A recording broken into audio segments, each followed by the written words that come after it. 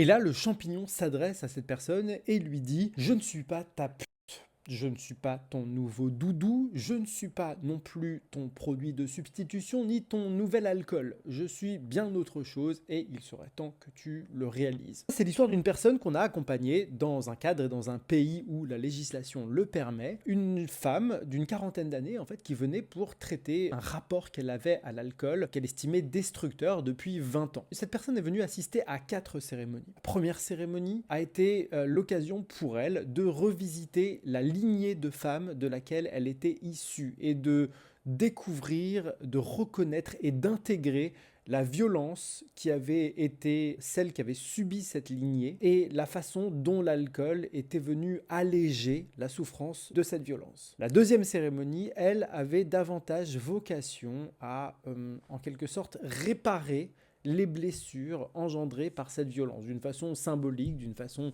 énergétique. C'était dans le trip de cette femme d'avoir le champignon qui raccommodait les déchirures spirituelles qu'elle estimait avoir vécues. Et à ce moment-là, cette personne, qui du coup a un rapport assez addictif, qu'elle reconnaît volontiers elle-même, a commencé à vouloir revenir aux champignons, un petit peu comme un espèce de réconfort, comme un espèce de doudou. Et à la troisième cérémonie, cette personne rencontre un rapport complètement différent avec ce champignon, qui cette fois ne s'adresse plus à elle comme à une sorte d'éclopée, à une malade, à quelqu'un en souffrance, mais davantage dans un rapport un peu plus égalitaire dans lequel cette personne se tient désormais debout, elle est désormais sobre, et le champignon la met face aux problématiques à venir qu'elle doit désormais gérer et qu'elle n'avait pas pu appréhender dans cet état perpétuellement alcoolisé qui était le sien pendant un certain nombre d'années. Et le dernier voyage au cours duquel on l'a accompagné, il y avait chez cette personne vraiment un besoin d'être réconforté par ce champignon. Et c'est à ce moment-là que le champignon s'est tu, qu'il n'a rien dit à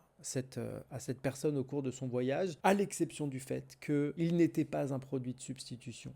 Il n'était pas une drogue, il n'était pas une ressource de plaisir, il était là pour informer, pour permettre d'explorer, pour permettre une réparation, mais pas comme un outil de complaisance.